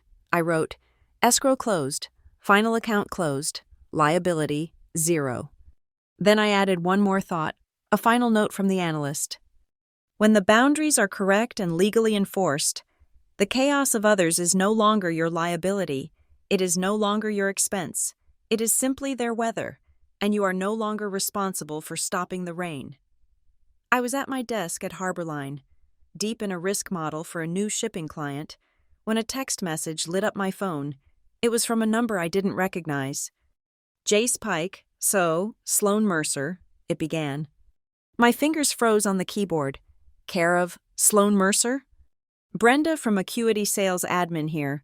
The text continued. Jace, your Q4 President's Club bonus reimbursement was rejected by accounting again. The receipts you submitted for the Vegas trip don't match the vendor reports. They're flagging it as a full clawback. You need to call HR immediately, or your next paycheck is going to be 0. This is the final warning. I read the text twice. Brenda from Acuity Sales. She hadn't texted me. She had texted the number Jace Pike must have put on his employment forms years ago. My number, the number for his administrative contact, his emergency contact, his in case of fire contact. He had never bothered to change it. My blood didn't run cold. It didn't boil. It just settled. So that was it. The Salesman of the Month plaques. The President's Club blazers. The constant, booming talk of bonuses that were always just about to land. The steak dinners. The leased BMW. It wasn't just exaggerated. It was a complete and total fabrication. He wasn't just a financial drain, living on borrowed time and my parents' misplaced hope. He was a fraud. He was financing his lifestyle with falsified expense reports. The Golden Boy wasn't just tarnished. He was counterfeit. I took a screenshot. I didn't text Brenda back to correct her. I didn't forward the message to my parents. I didn't post it in the family group chat, declaring victory. That would have been a brawl. This was an audit. I saved the screenshot to my encrypted cloud drive, into the folder labeled Jace. It was the last, final, clarifying piece of data. It wasn't my bomb to detonate. I had a feeling it was already ticking. This was just confirmation that my analysis had been right all along. The pasta dinner my mother had offered, just pasta, was still pending. I had agreed to go. A simple, see you Sunday. I walked into the house that Sunday, and it was normal. It was warm. The lights were on. It smelled like garlic and oregano. My father was at the stove, stirring sauce. My mother was putting salad in bowls. No one was shouting. No one was crying. Sloan, my mom said, not hugging me, but giving me a small, tight-lipped nod. You came? I came, I said. We sat at the kitchen table, the same scarred, scratched battlefield, but the weapons were gone. It was just a table. My dad served the pasta. He was quiet, but it wasn't the sullen, angry quiet from before. It was a thoughtful quiet. Your mother and I, he started, his voice low, not looking at me. We had our first meeting with the credit counselor. I looked up. Mrs. Gable, the one from the list? That's the one, he said. She's sharp. Said our whole financial picture was built on hope and magic. Said she was surprised we'd kept the lights on this long. She sounds like Marilyn, I said, and a small, real smile touched my lips. She gave us homework, Mom said.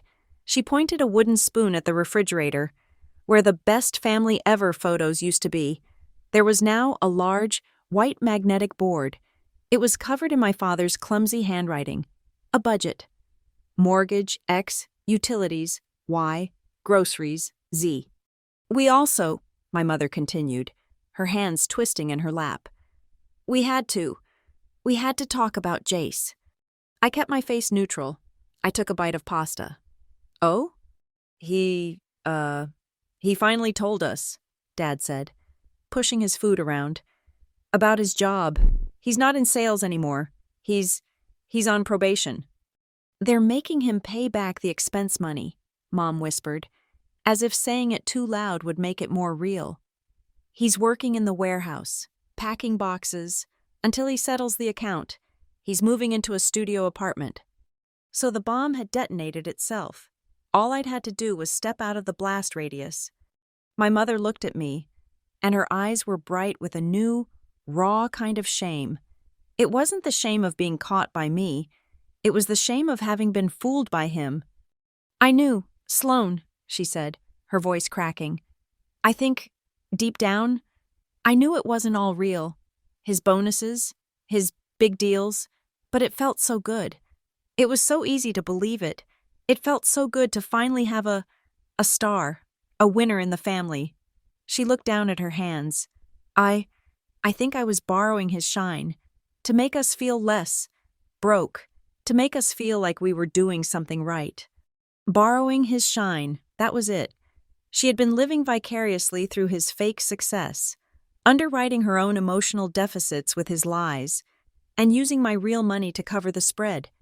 He wasn't a star. "Mom," I said, my voice gentle. "He was a black hole, and we were all just paying for the gravity." "We were paying, too," my father said, his voice firming.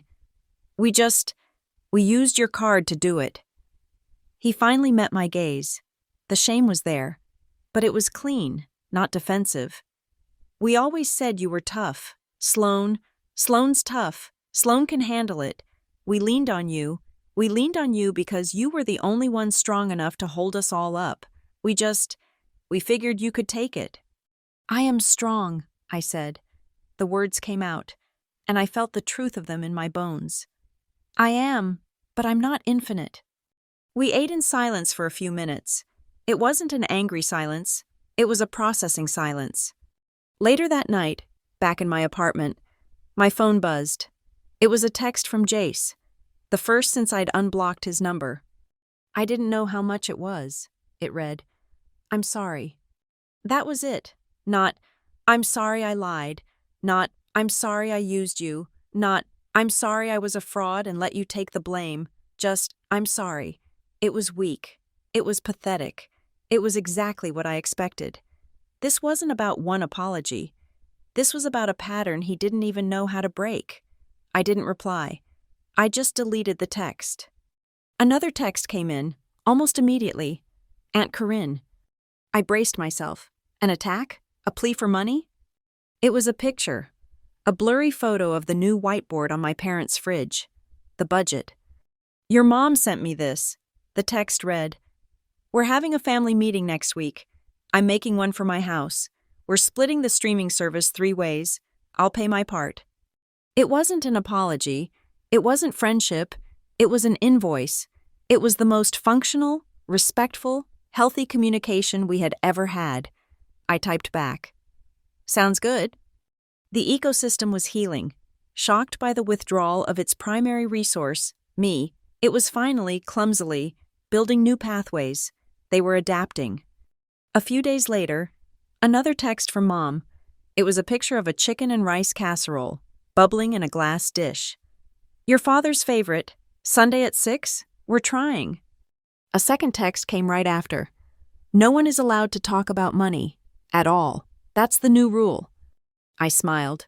They were setting boundaries. With each other. "See you Sunday," I replied. That Sunday dinner was nice. The casserole was a little dry, but the conversation was light. We talked about a movie I'd seen. We talked about the snowstorm that was supposed to hit. We talked about the neighbor's cat. At the end of the night, as I was getting my coat, Dad stopped me. He was twisting a napkin in his hands, a nervous tic I'd seen 1,000 times, usually before a financial request. "Sloan," he said, not meeting my eye. We want to pay you back. The money, from the binder. We talked to Mrs. Gable. We can't do it all at once, not even close, but we can start, maybe $100 a month, for..." He did the math in his head, and his face fell. "For the rest of our lives." He was offering me a new chain, a chain forged of his guilt and my resentment, $100 payment, every month, forever, a permanent reminder of the past. I put my hand on his arm, gently. "Dad, no." "But we have to," he whispered. "It's the right thing to do." "No," I said, my voice firm but kind. I told you, I'm not collecting. I don't want the money. It's gone. He looked at me, completely lost. Then what do you want? I want this, I said. I gestured to the kitchen, to the whiteboard, to the casserole dish in the sink. I want the credit counselor. I want the budget. I want you to check your own bank account. I want you to stop borrowing shine from a son who's lying and stop leaning on a daughter who's breaking. I looked him right in the eye. I don't want your cash. Dad, I want your habits. I want this new normal. That's the only payment I'll accept. He stared at me, and I could see the understanding dawn on his face. This wasn't a debt to be repaid. This was a behavior to be changed. Okay, he nodded, a slow, solemn understanding. Okay, Sloan, habits. We can do habits. Driving home, I realized the armistice was holding.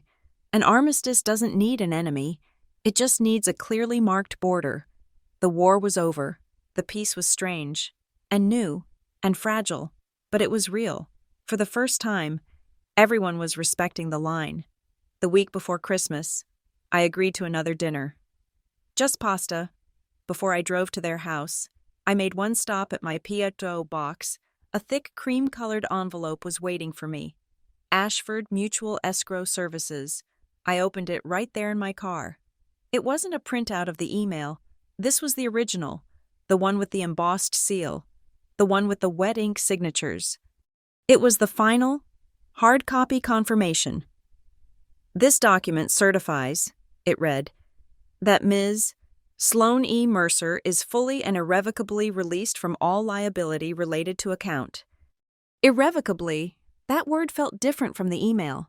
It felt solid, like a foundation. It was a legal full stop.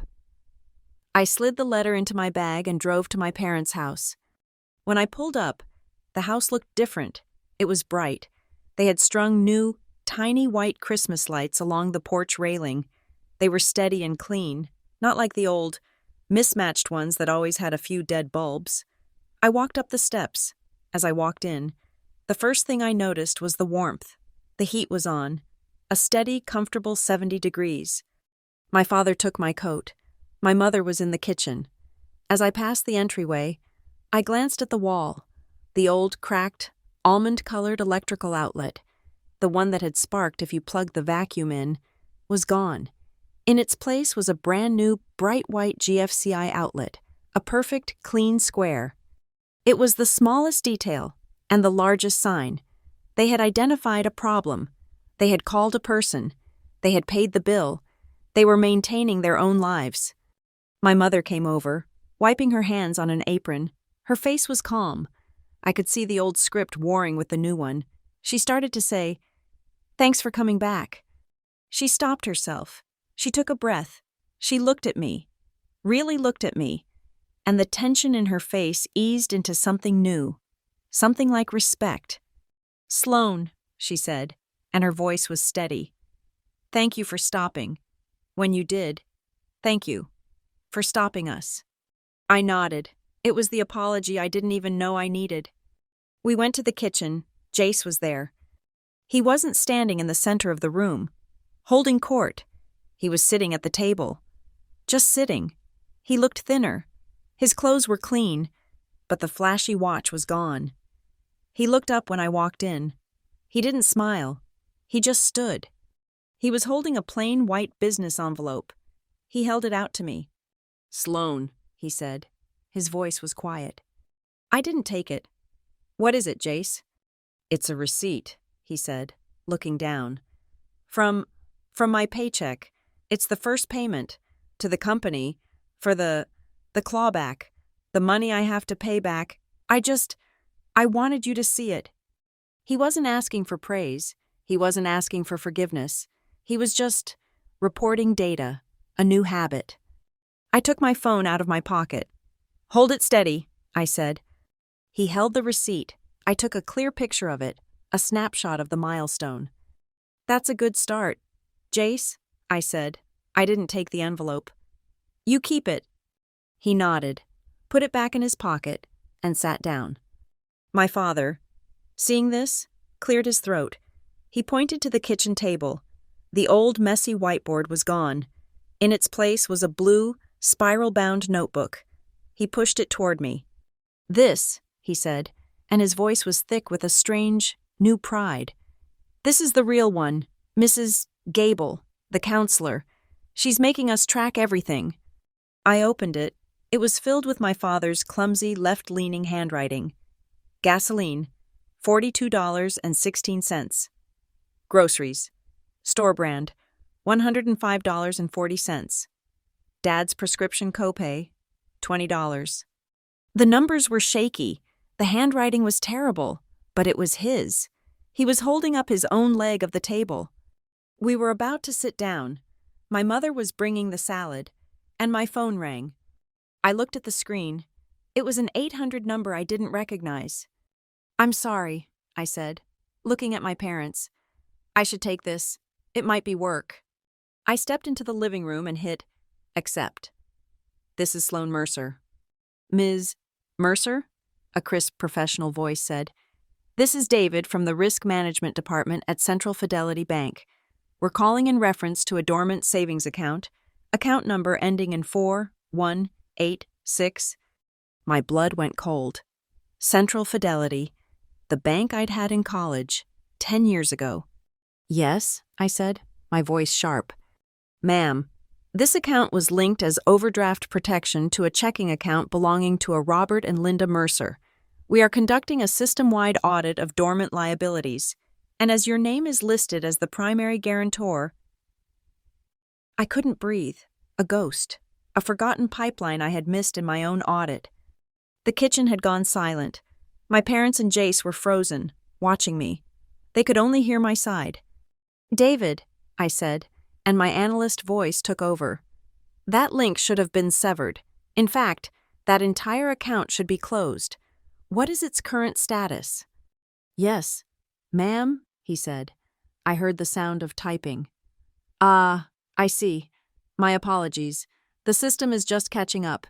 It appears the automated severance request was processed. Let's see. Looks like it was processed this morning at 8:05 a.m., triggered by your file closure from 10 days ago. The system lag. Well, my apologies.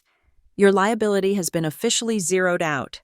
This was just a courtesy call to confirm you are no B.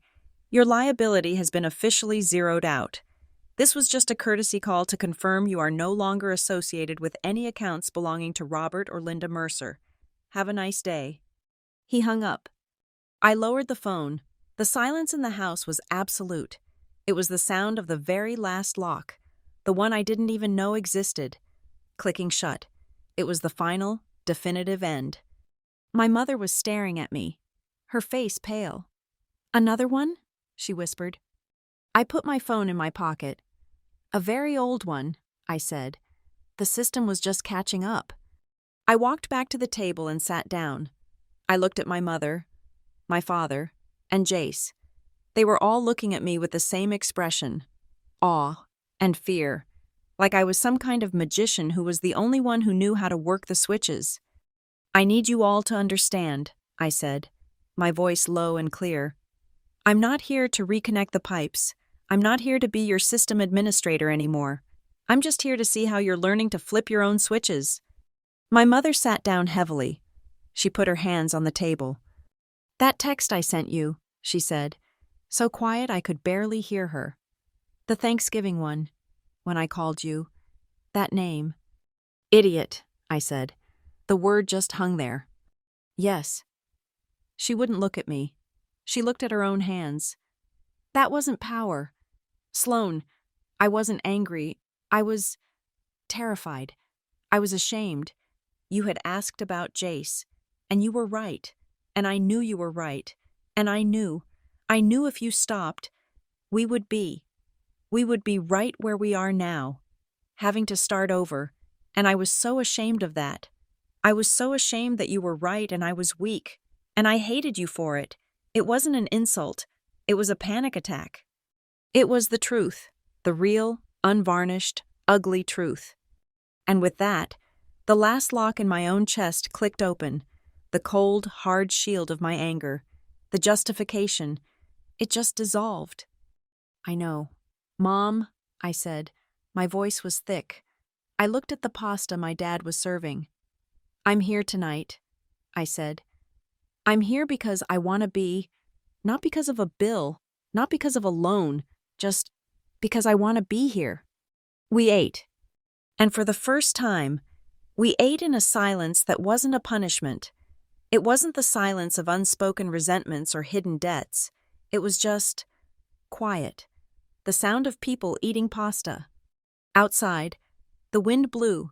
It rattled the new Christmas lights on the porch. I looked out the window. They were shining, small and brave in the dark. A new string of lights, a new bill, and it was theirs. When I got home that night, I took the final, embossed escrow letter from my bag. I walked to my bookshelf and pulled out the binder. I slid the letter into the very last page protector. I closed the cover. I put the binder back on the shelf. The file was closed. The audit was complete. I was making tea when my phone buzzed one last time. A text from Jace. I'll keep paying my part. I looked at the message. It was a promise. To me, to himself, to the new, fragile reality. I typed back one single word. Good. I turned off my phone. I looked around my quiet, peaceful apartment. A family isn't a table you can buy with a single credit card, expecting everyone to eat. It's a structure. It only stands when every person on every side agrees to hold up their own leg. Thank you so much for listening to this story. I'd love to know your thoughts on Sloane's final decision. Where in the world are you listening from? Let me know in the comments so we can chat. Please subscribe to Lila Revenge Stories. Like this video, and give us an extra boost by hitting that hype button so more people can hear this story.